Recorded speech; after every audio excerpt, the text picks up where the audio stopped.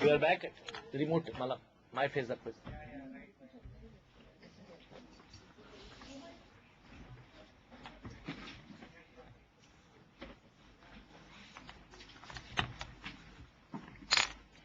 So, revised schedule 6 is nothing but a road to IFRS.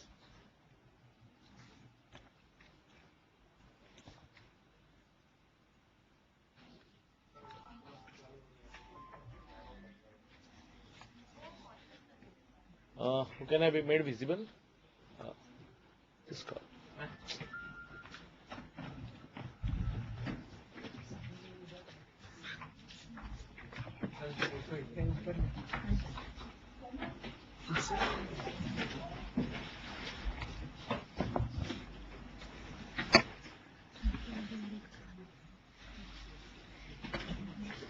So,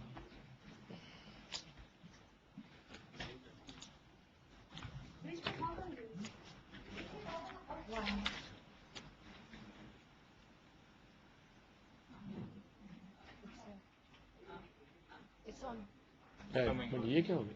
ऊपर आता था ना बड़ा पिक्चर आएगा आएगा आपको नहीं दिखेगा बट उनको आप दिख रहे हो बड़े पिक्चर हाँ हाँ मॉर्निंग में दिख रहा था मेरे को मेरा चेहरा नॉट म्यूट कर दीजिए हाँ हाँ IFRS is transparency. So coming back now, we'll be taking a few minutes for revised schedule 6 because I already covered, and then few minutes for XBRL, and after that we will be opening it for queries. So this is our observer. Observer is not observing. So the queries will be from Borivali West Yojana. Yojana, I hope you are there. Just for a minute, make it unmute and say yes or okay. I hope she's there. And then we have Sharad Marathe. He is in Thane. Mr. Sharad Marathe, I hope you are there. And the third is the remote location, Preeti Parikh and Jalna. And if we can't get them, then we'll go to the remote location of Bhubaneswar for Mr. Jyoti Prasad Das. So be ready at 5:15. We'll be taking you and we'll be giving you a mic for a few minutes, not for a long speech.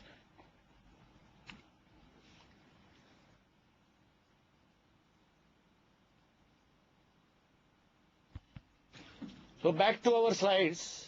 Road to IFRS revised schedule 6.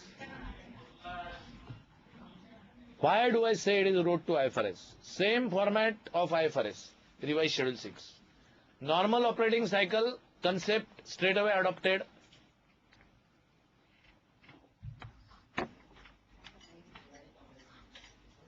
Screen का थोड़ा अभी भी problem आ रही है. Then current and non-current classification is same. Losses are reduced from equity. Thanks. Losses are reduced from equity. So all those window dressing possibilities have been reduced. There is no miscellaneous expenditure anymore, because I remember right from my CA days, I was taught that if you spend too much on marketing, just capitalize and put it to the balance sheet so that the profit won't go down. But IFRS after 30 years doesn't allow that. Balance to be maintained between excessive details and too much aggregation. Because here is one of the challenge for the profession, because whenever something is wrong, what generally everybody, including a CFO like me, what we used to do that, you make the best way to hide something is to give so many details that the real thing cannot be presented. So we will make some kind of 150 notes on accounts so that the shareholders cannot find out where is the real challenge or where is the real fraud. Again, details of each security of loan are required by revised schedule 6. And therefore, company cannot avoid making this disclosure. In fact, a specific question was asked and CA Institute has clarified very clearly. So this is again in line with IFRS. Otherwise, the manipulated accounts were always avoiding to give the securities details so that the loan givers do not know whether the shareholders are aware of it or not. Asset held for sale and push them out of fixed assets is also and moving to current assets. Electricity deposits should go now to non-current assets. For example, the deposits where there is no intention to encash them within 1 year. Lakhs and crores of rupees we used to put in loans and advances, and now that has gone in revised schedule 6 also. Same thing with IFRS. Finally, the revised schedule 6 uses the word non-controlling interest. So it means that it is not on 50% criteria, and this is going to make a huge difference. How? We should discuss that, because currently most of the transactions, let me use the word dirty transactions, are done through the entities which are non-corporate entities and are in the hands of the major companies, and they are deliberately created. Once they are required to be consolidated, then there is going to be a big challenge for most of the companies. Bye-bye to the word Sundari debtors, sundry debtors. Why sundry debtors was there, God alone knows. Because I have finalized the balance sheets of the companies where 10,000 crores were sundry debtors. So the meaning of the word sundry is lost. A sensible word like trade receivable, again from IFRS, is adopted. Same with trade payable. A beautiful manipulative tool to put share application money, even if it is refundable, was available. But now the refundable part of share application money, that is arising out of over subscriptions, is gone to liabilities. Only to the extent of the subscribed or other the share capital which is going to be issued, only that application money can be kept in the separate head. If this concept is not clear, let me share with you how an interesting manipulation was being done. In past, in the share capital, we used to put share application money, and if against a share issue of 100 crores, we have received 800 crores, this all 800 crores will lie here. And very nicely, a liability of 700 crores, which is required to be refunded, was nicely hidden.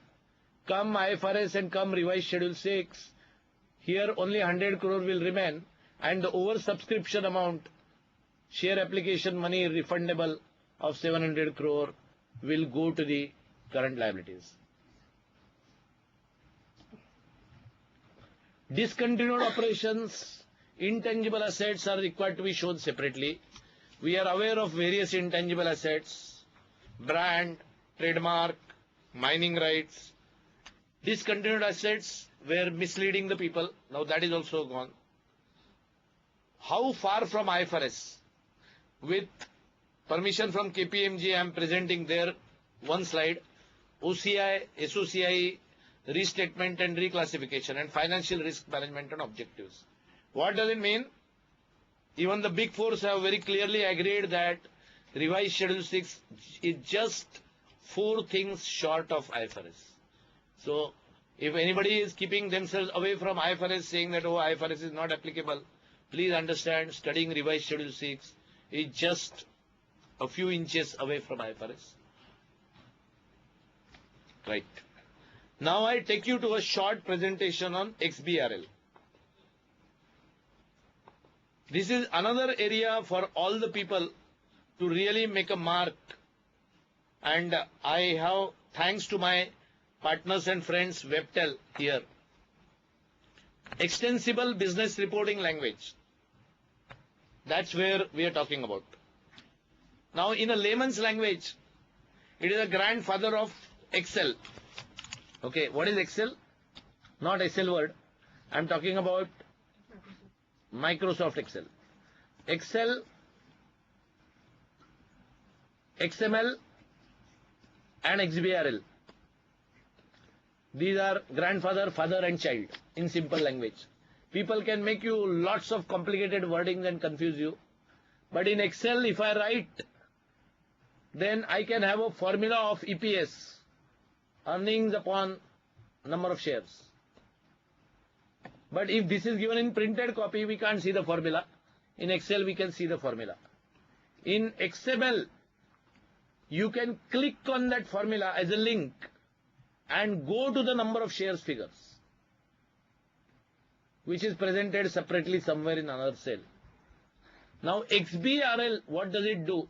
Let me explain in layman's language. Can I see my balance sheet in Hindi or Chinese or Spanish or Marathi or Bengali?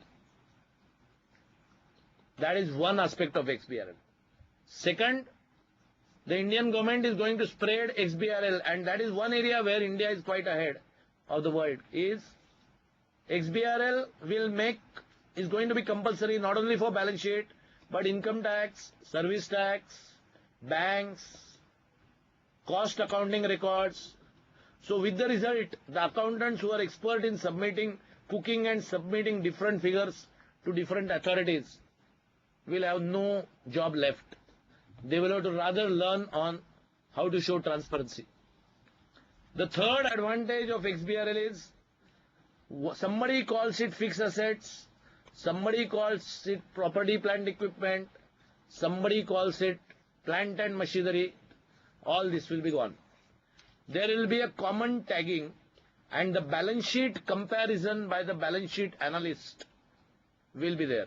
I might share with you, and majority younger generation here, that when I used to do benchmarking of the balance sheets of the competitors, each balance sheet used to take 3 months to compare itself. So calculation of figures used to take a lot of time, huge time, and very little time is left for analysis.